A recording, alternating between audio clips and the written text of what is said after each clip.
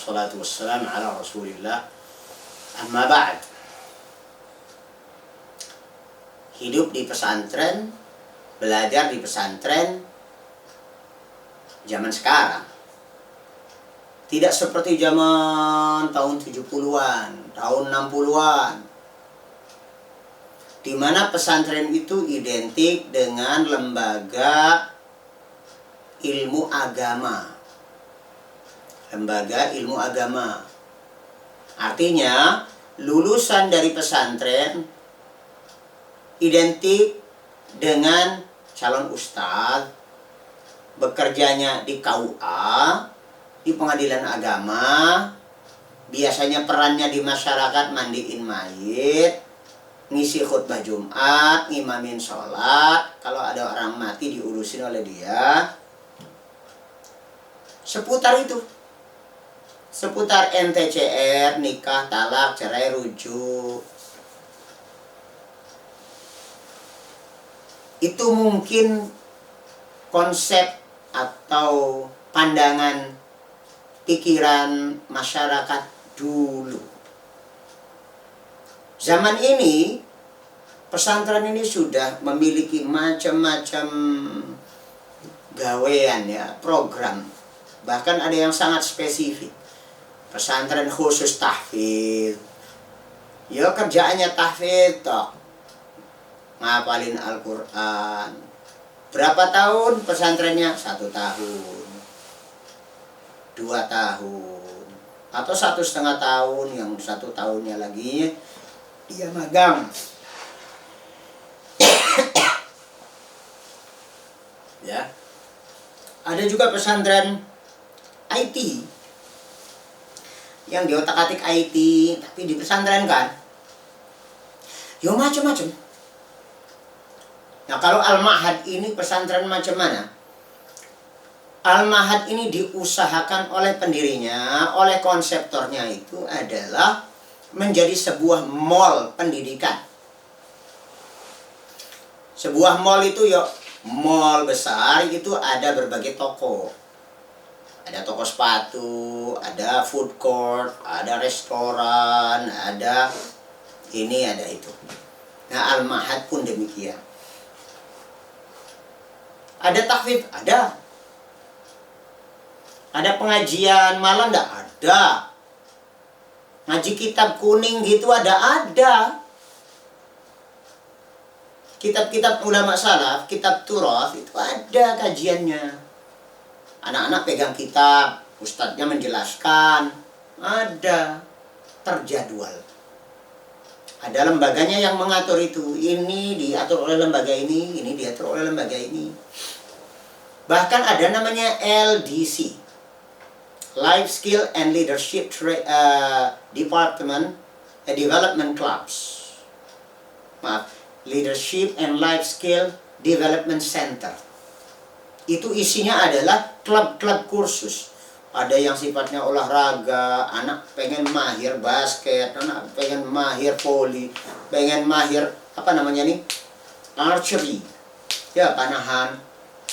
Ada yang pengen mahir bekam, akupunktur, ada yang pengen mahir bahasa Arab, bahasa Inggris, karena tidak cukup dengan yang ada di kelas, namanya LDC. Bahkan ada yang kemudian menjadi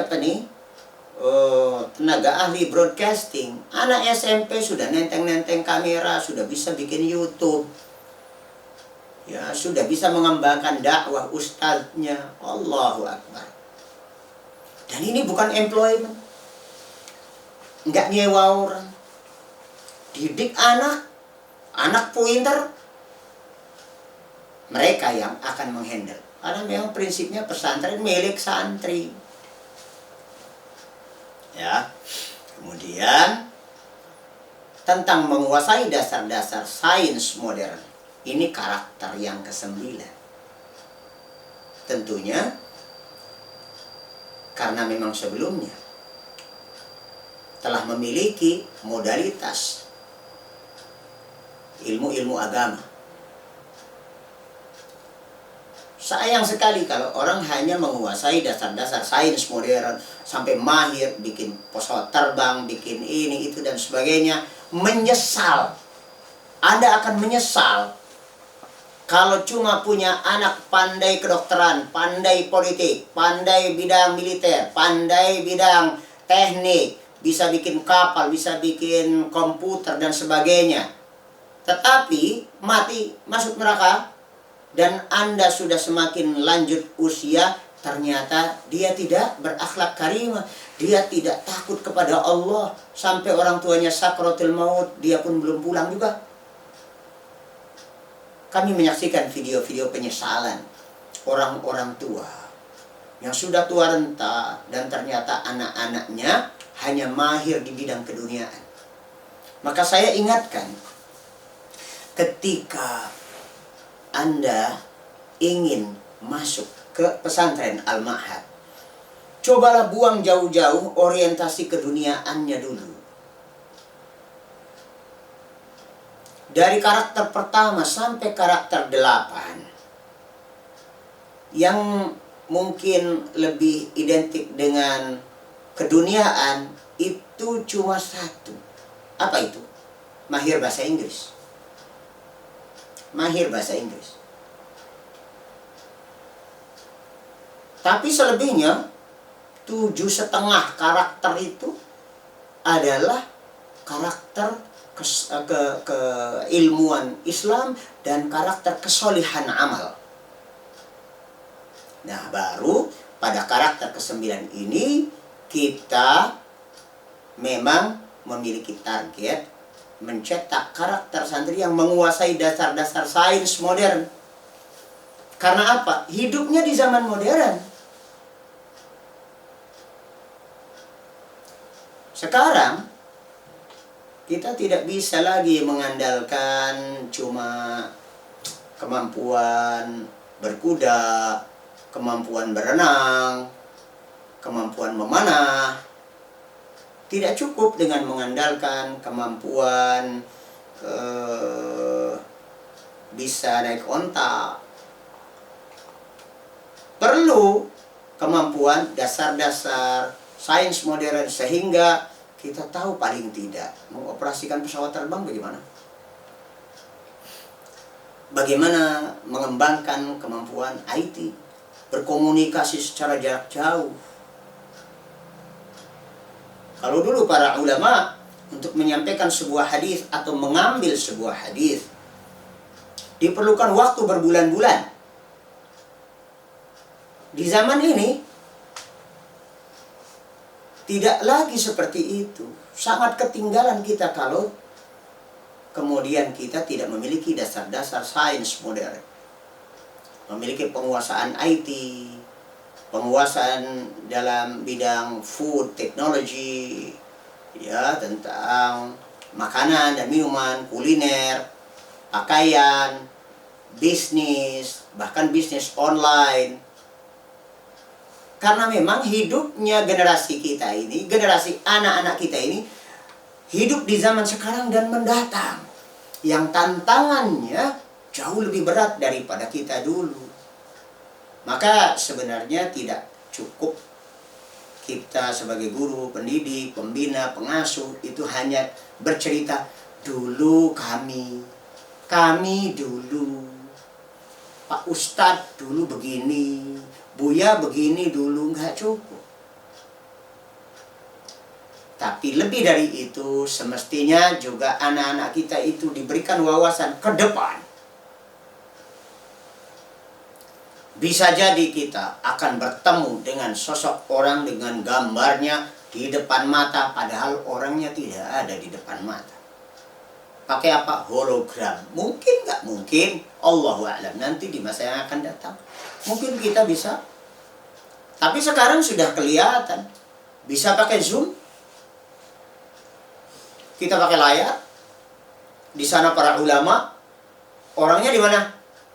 Tidak di dalam layar. Tidak di depan kita. Orangnya ada di negara lain. Tetapi kita dengar ceramahnya. Nah, ini terbukti. Allahu Akbar. Dan ini dengan penguasaan sains modern. Dan jika sains modern ini dipegang oleh orang-orang yang alim, ulama hak, dan saleh, betapa besar manfaatnya bagi umat. Sebaliknya, jika sains modern ini dimiliki oleh orang yang kafir, dipegang oleh orang-orang yang benci kepada Islam, maka akan menjadi faktor kerusakan di muka bumi ini. Tentu sekali lagi, penguasaan dasar-dasar sains modern ini adalah menu pelengkap di dalam sistem pesantren. Dia penting, tapi bukan yang utama dan terpenting. Sehingga saya mengingatkan kepada Bapak Ibu yang orientasinya masukkan anak ke pesantren tapi pengen jadi dokter, tapi pengen jadi teknokrat. Dan ini terjadi beberapa kali. Begitu sudah selesai SMP-nya, dia bilang, pamit Pak Ustaz, saya mau lanjutkan anak saya ke SMA negeri. Kenapa Bapak? Supaya anak saya bisa jadi dokter. Subhanallah. Jadi menurut Bapak, kalau lulusan pesantren itu nanti tidak bisa jadi dokter. Subhanallah, bagaimana ini cara berpikirnya? Ada lagi yang pamit dari pesantren, Ustadz, karena anak saya ingin menguasai bidang IT. Subhanallah. Jadi menurut Bapak, kalau pengen menguasai bidang IT harus keluar dari pondok? Nggak nyambung, nggak ada kaitan. Justru di Al-Ma'had, bidang IT apa? Kita punya lab komputer, lab bahasa, multimedia. Kita punya departemen namanya CID, Central Information Department. Di sana mereka mengelola, ada namanya Maha TV, ada Maha Radio, ada website development, pengembangan website, kemudian sosial media, dan berbagai macam keterampilan tentang IT dan broadcasting. Tidak harus pakai sekolah khusus IT. Lalu bagaimana dengan hafalan Al-Quran anak Bapak nanti? Ya entahlah Pak Ustadz, yang jelaskan anak saya tuh sudah ngalamin di pesantren lah, paling tidak sudah pernah mencicipi ya rasanya di pesantren. Nah ini yang namanya orang cuma icip-icip, itu nggak akan kenyang dan tidak akan menyehatkan. Coba kalau kita pernah menikmati kuliner, apa kita cuma icip-icip kemudian pulang? Kan nggak ada begitu. Kita datang reservasi ya di sebuah restoran, ya bahkan tidak pakai icip-icip lagi. Bapak mau pesan apa? Saya mau pesan capcay, mau pesan konro, coto Makassar, ya, teken. Kemudian kasih bilnya berapa? 500.000. Kadang-kadang kita harus bayar dulu, makanan malah belum datang. Setengah jam kita, ya, setengah jam dan setengah mati kita nunggunya, itu sudah lapar berat, baru datang tuh makanan. Datanglah dia makanan, kita nggak pakai icip-icip. Coba kalau misalnya coba icip-icip saja, cip-cip-cip, ya, kemudian kita pergi, mana ada kenyang. Itu ilustrasi makanan. Bagaimana dengan pendidikan? Kalau pendidikan kemudian cuma icip-icip saja, yang penting anak saya sudah pernah mencicipi di pesantren. Subhanallah.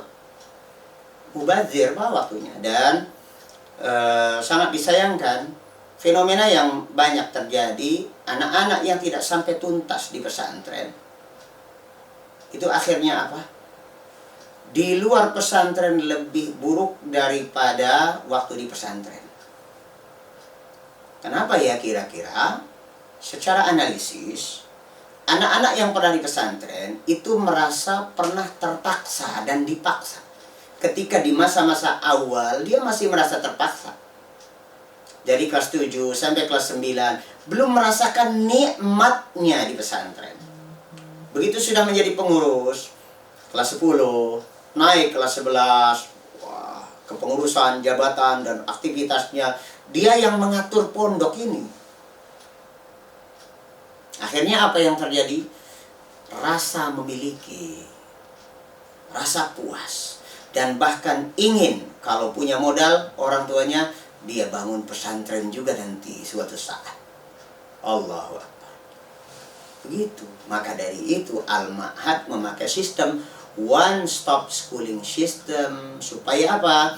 Ini menjaga konsistensi perjuangan dari sisi pesantren, dari sisi lembaga, yayasan, punya komitmen. Apabila santri didaftarkan di kelas 7 dan punya komitmen untuk lanjut sampai tuntas kurikulum, yaitu kurikulum one stop schooling system, selesai SMA, khidmah, maka ketika naik ke SMA dia tidak perlu bayar uang pangkal lagi. Cukup bayar uang pangkal di awal tadi. Sehingga selama 6 tahun pembelajaran di pesantren, dia bayar uang pangkal hanya sekali. Walaupun dia dapat dua tingkat, SMP dan SMA. Ini hadiah. Tapi bagi yang komitmennya hanya 1 tingkat, ya sudah. Sekali itu. Dan berarti untuk masuk tingkat berikutnya dia harus bayar lagi dengan uang pangkal yang disesuaikan pada tahunnya. Menurut hemat kami, yang harus kita usahakan adalah tekad yang kuat, tujuan memesantrenkan anak yang kokoh. Mari kita jaga konsistensi kita agar anak-anak kita ini juga bisa ikut konsisten, istiqomah di pesantren. Jangan mudah-mudah drop out. Orang tua santri jangan mudah terkena rengekan anak. Pak, saya nggak betah di pesantren. Temennya nakal-nakal.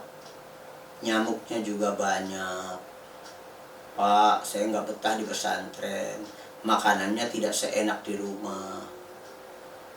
Pak, kalau memang pengen saya betah di pesantren, tolong kirimin makanan enak, GoFood tiap pekan. Ini semua tidak mendidik. Mari kita didik anak-anak kita ini, kita dorong mereka, dan dari pesantren sendiri juga mengemas mereka supaya betah di pesantren. Nah, salah satunya dengan ikatan komitmen one stop schooling system.